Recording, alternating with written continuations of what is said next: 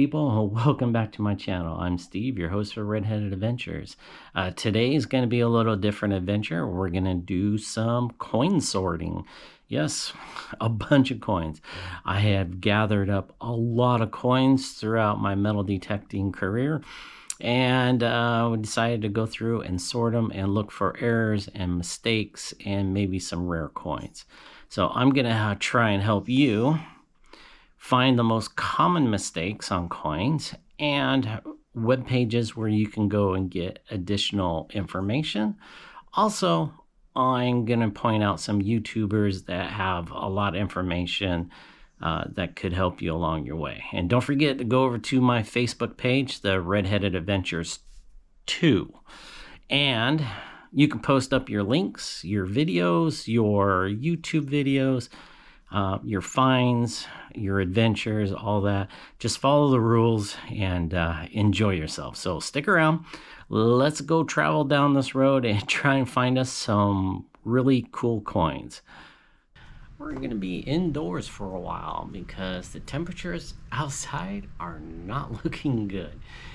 It is already going to be 90 degrees this weekend, and next week it's going to be even higher, creeping up into the triple digits. So I'm not going outside in this heat. We just had a really cool thunderstorm come through and drop some rain, so today is a really muggy day, and I'm just not going outside. So we're going to have to either go fishing or we're going to be looking at some coins. Now, over the past 3 years, I pretty much collected all the coins that I found in the ground, pocket change, coins from the cushions, the vehicles, everywhere coins were hidden. Even some coins out of the Coinstar. Yeah, Coinstar. And so we're going to go through them. We're going to look for variations, error stamps from the minting, any of those ones that might be worth more than their actual face value. So we're going to start over here. So check it out. Let's see what coins I have to go through for now. Right now we're going to be doing quarters. Now I spent a few days getting these all clean. Remember back on a video I was showing how I was cleaning coins. Well, this is them.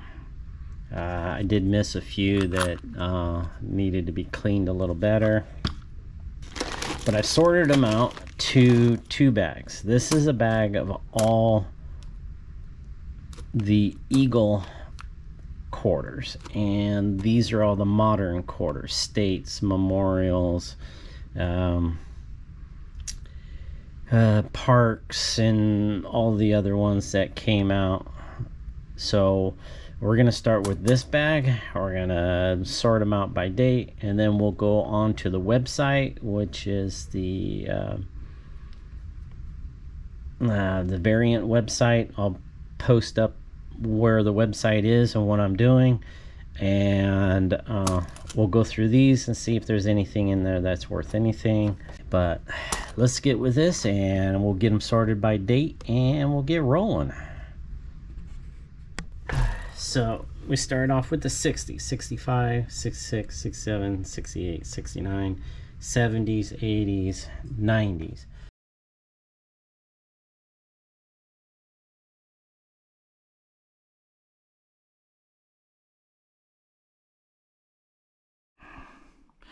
Okay, that's enough of that. I sorted out all those quarters. So we're going to stick with quarter errors. And that's what you're here for. Let's go look at some common errors that you can find. And then we'll look at some of the equipment you can use to look at those errors. So let's go look at some error coins.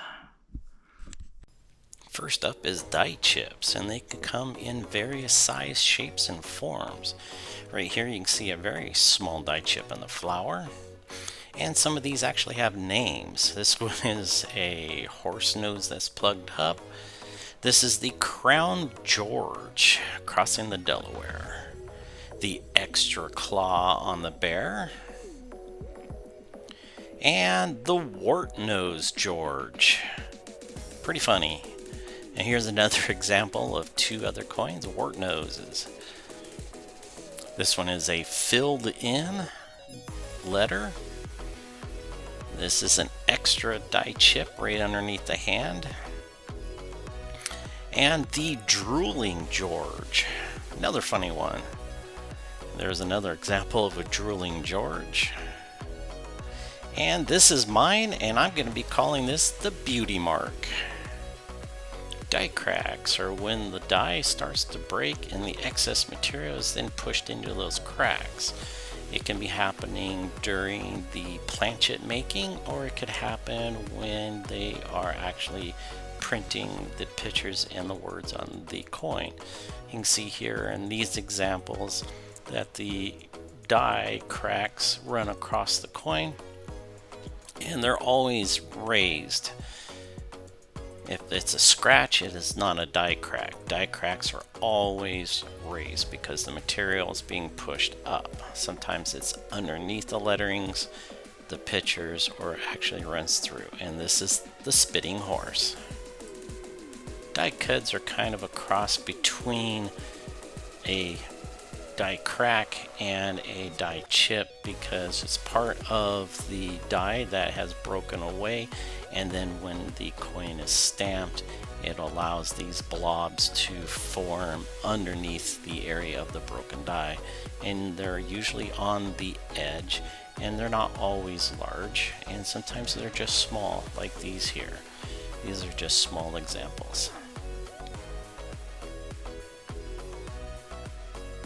Grease strike-through errors are when there's too much grease in the dies, and it could come out in various forms, such as very weak lettering, which is not completely struck, or it could actually show up as things that are missing, such as letters, numbers, and parts of the photo. Here's a nice grease strike through that shows it looks like it's damaged, but that's not damage. That is from too much grease in the die.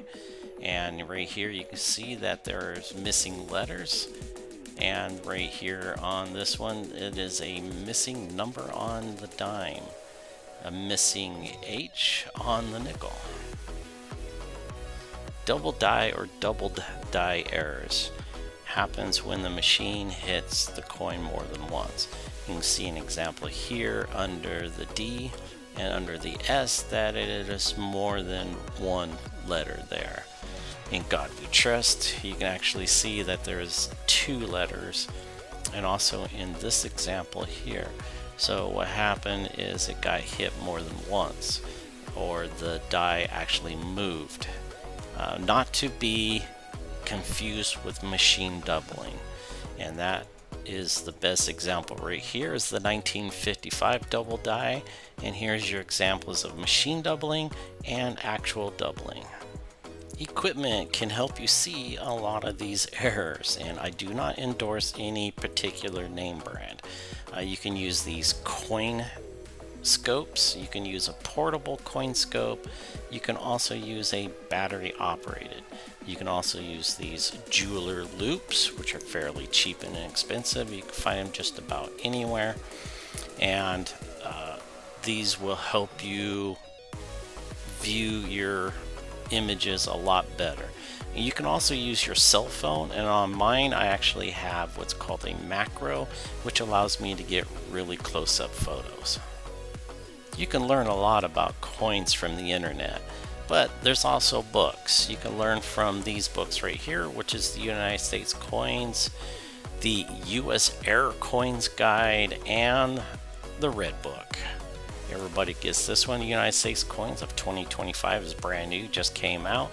You can also check out some of these websites that will help you with value and the types of errors with photos, and they will show you different ones.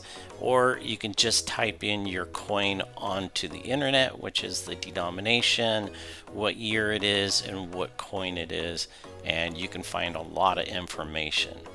Now, if you wanted to go over and watch some YouTube videos, there are some people to look for.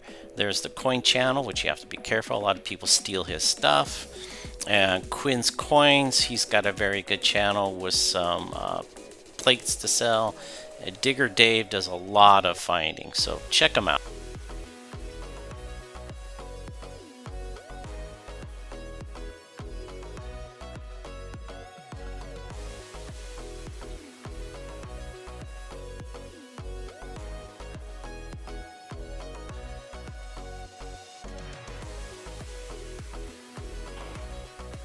Well, there are a lot of other errors on coins, and I just can't get them all named, or I can't show you examples of every single one because it would take a while, and this video would probably run over an hour. So I hope you learned something.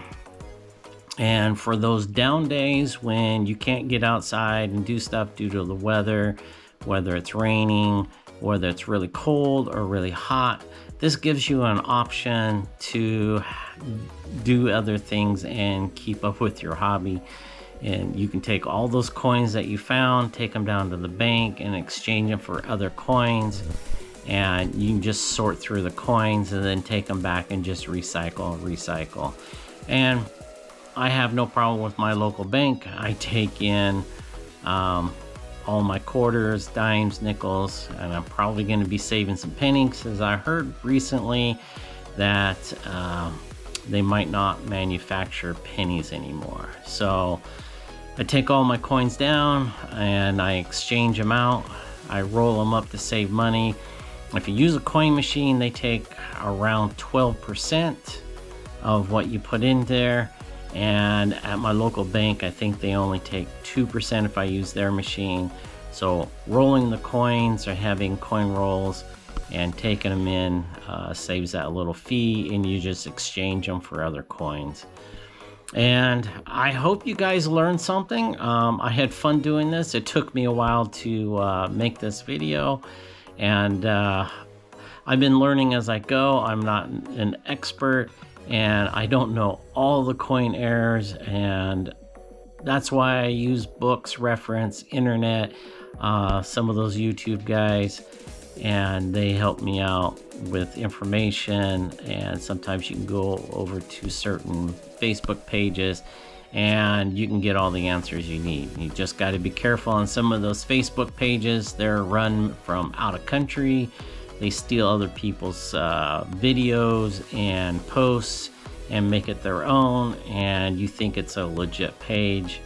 It's just got to be careful out there. So thanks for coming around. Thanks for watching my videos. Leave a comment. Don't forget to hit the like button, subscribe, and share with your family and friends.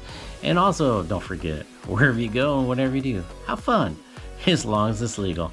Thanks everybody.